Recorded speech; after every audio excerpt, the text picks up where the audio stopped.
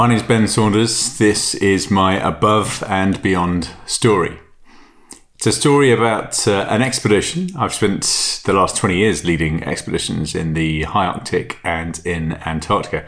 And this particular journey happened in the Antarctic summer. We started in October 2013 and finished in February 2014. Summer, misleading term because it is still the coldest place on Earth. And this was a journey that lasted 3.5 months, 108 days in total, with one teammate, a wonderful friend of mine called Tarka Lepeniere. Tarka is half French, hence the name. We've been friends now for, probably about 15 years. And our plan, very simply, was to walk from the coast of Antarctica to the South Pole and then back to the coast again, starting and finishing at a place called Ross Island, which is on the very coast of Antarctica, the sort of New Zealand side of the Antarctic continent. And it is where both Captain Scott and Sir Ernest Shackleton started their expeditions from just over a century ago, trying to become the first to reach the South Pole. Now, our expedition was called the Scott Expedition. We named it after Captain Scott. What we found back in 2013 was that very few people knew that the journey that had defeated Shackleton and ultimately killed Captain Scott and his men still remained unfinished. No one had ever walked from the edge of Antarctica to the South Pole back to the coast again. So that, in a nutshell, is what we set out to do. Simple sounding plan. It was a little bit more complex in practice. A huge project, the biggest expedition I've done in a career spanning 2 decades now. And it involved a huge team. We had about 12 people working full time on the project before we left the UK. We got to Antarctica through South America. So we flew all the way down to Santiago in Chile, down to a town called Punta Arenas, southern tip of Patagonia, South America. And then we flew across to Antarctica, but we had to get to the other side. So we had 3 days of flying just to get from the southern tip of South America to our start point on the New Zealand side of Antarctica. So we were dragging everything we thought we would need for 3.5 months. So all our food, our shelter, tent, sleeping bags, all of the survival gear we'd need, all of the technology we'd need to not only to navigate, to document the journey, but also to kind of share the story in real time. So we had some really cool tech. We had a website. We were updating every day from our tent every evening via satellite. And we had a lot of people following along, lots of comments every day on the website. Antarctica is an extraordinary place. It's a continent. It's the size of roughly China and India put together. So it's massive. It is the coldest place on the planet. It is the driest place on the planet. It's a desert, technically. It has less precipitation than Africa, driest place on Earth. It is the windiest place on Earth. Highest ever wind speeds on the planet were recorded in Antarctica. It is the highest altitude continent on Earth. Most of this big plateau in the middle averages about 2,500 meters above sea level. So it is a land of extremes. And this was a journey that entailed going above and beyond in every sense of both of those words. Both of our GPSs, when we finished the journey, said 1,795 miles. So we assumed naturally that was how far we'd walked. We had an email a few weeks later from an expert in GPS and sort of satellite tracking and mapping. And he said, well, Ben, you understand that number is undoubtedly wrong. And I said, what do you mean? He said, well, GPS assumes the Earth is a perfect sphere, which apparently it's not. It's kind of squished a bit at the top and the bottom. So he reckoned we walked 6 miles further. So 1,801 statute miles was the total round trip.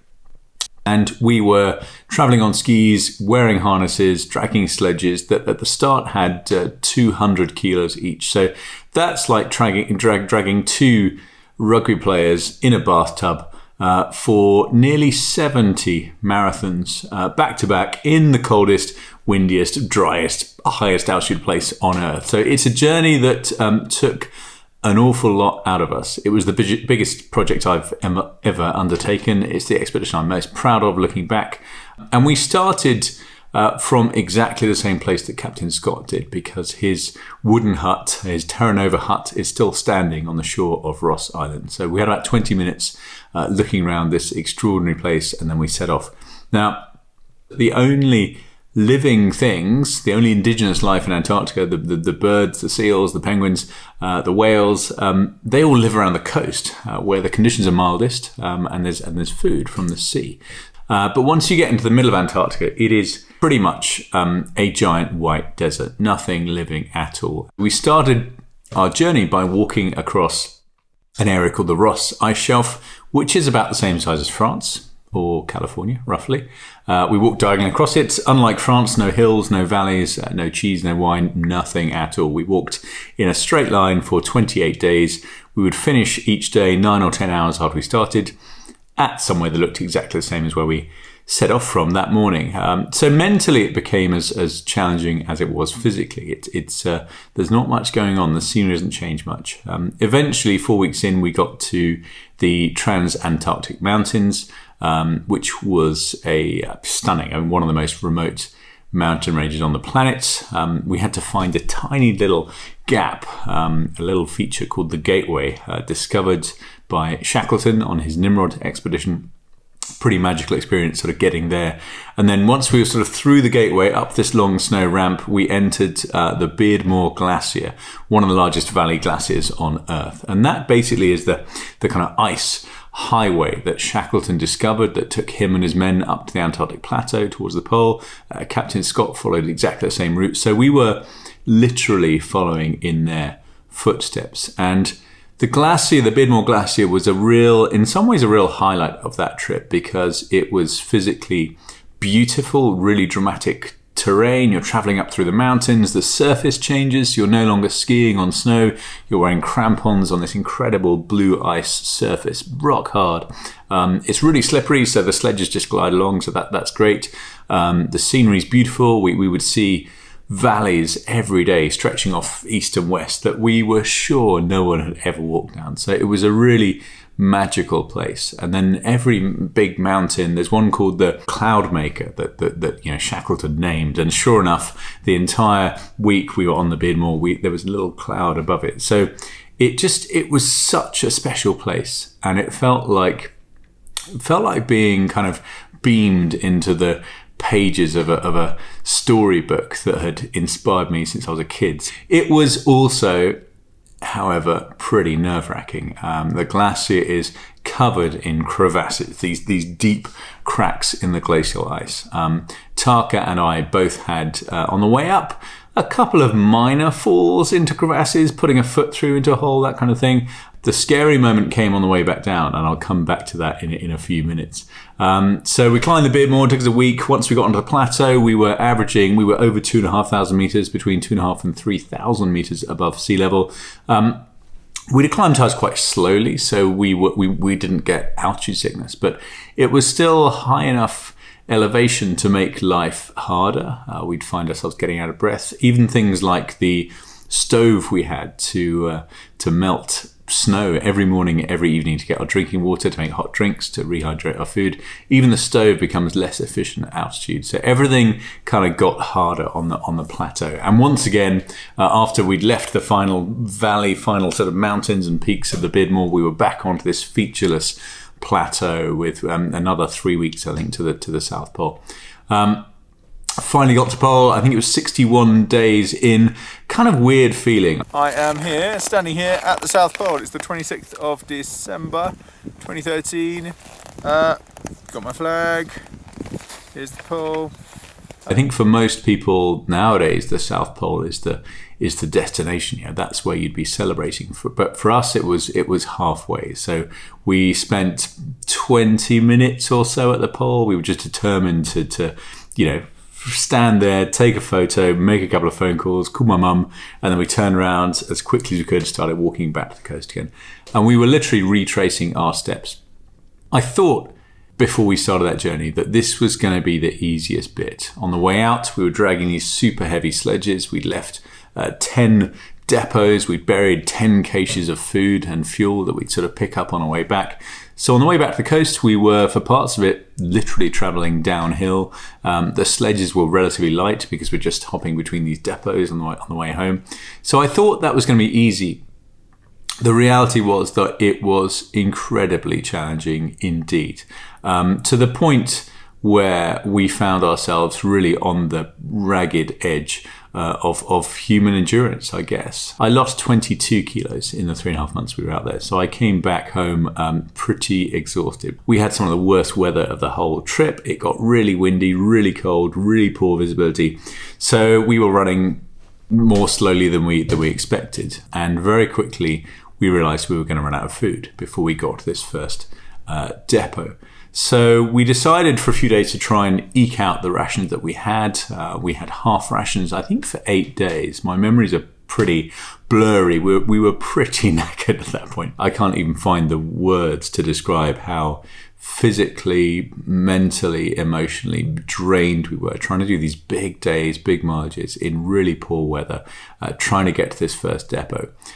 We both started getting ill. We both had hypothermia at various points. And I kind of realized as the leader of this thing that we'd crossed that boundary between being, brave and bold and progressive and innovative and courageous and being reckless. And I decided we were just taking too much risk. We were nearly out of food. We had half a day's food left. We had about 2 or 3 days of travel to get to this first depot.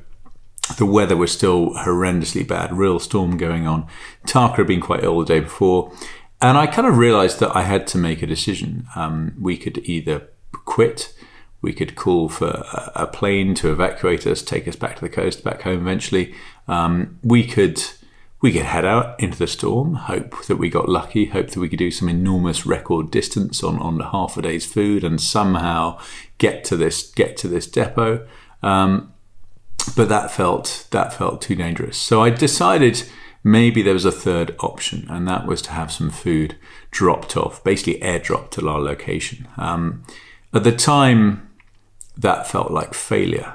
My dream had been to make this journey with absolutely no outside support, and here I was, as the leader of this expedition, potentially having to ask for help. We had ultimates. What we did, we had 8 days of food airdropped to our location. We had a day off. We had 24 hours lying in the tent, gorging ourselves on food before we set off again, which was like a bit of a party. But at the time it felt like failure. It felt like compromise. Now looking back, genuinely one of the proudest decisions of my entire life. I'm not sure that I would be here at warm and safe at home if I hadn't made that call. I'm not sure Tarka would be safely back at home in Chamonix. And I think that was the kind of moment where I maybe matured a bit as a leader. And I think it kind of brought me up against my own drive for perfectionism. This was so close to being the ultimate embodiment of everything I was passionate about, and we were going to be doing it in the perfect, purest fashion, and here we were having to compromise. Of course, in hindsight, this is an environment where there are so many crucial factors completely outside your control. You are totally at the mercy of nature and these natural forces at their most powerful. We had to ask for help. 8 days food airdropped, and then we carried on back down the Bimor Glacier, back across the Ross Ice Shelf. At some point near the mountains on the Ross Ice Shelf, we knew that we'd passed the point where Captain Scott had died in 1912. We knew that beyond that we were in uncharted territory. No one had ever walked that far before. So it was kind of weird feeling, I guess, kind of stepping into the record books. And then finally, 108 days after we started, we reached the finish line, this kind of rocky, rubbly shore of Ross Island. In some ways, a kind of weird anticlimax. I'd always imagined that achieving the biggest goal I'd ever set myself, when we stepped across that line, that there'd be this incredible feeling of sort of elation and happiness. But I think at that immediate moment, it was just relief that we had finished. We'd made it back safely. We didn't have to drag our sledges any further. We were done. Feeling of happiness, satisfaction came eventually. It took a while. It was like a slow thing to happen. And looking back, without doubt, my proudest achievement. We covered, let's say, 1,801 miles, about 2,900 kilometers roughly. Tarka and I still hold the world record for the longest ever polar journey on foot. We made the first ever return journey to the South Pole, and we finished for the first time the journey that defeated Sir Ernest Shackleton on his Nimrod expedition, and killed Captain Scott and his teammates on their Terra Nova expedition. So it was a special project, and it's left me with some really treasured memories. 3.5 months sharing a tent with a great friend of mine in the most extraordinary place on earth. So it was a genuine adventure. We went above and beyond in every sense, and some magical treasured memories. That's it for my above and beyond story. I hope you enjoyed it. If you've got any questions, feel free to post them in the comments section. Hopefully you can join me in a few days' time for a live Q&A where I will do my best to answer them.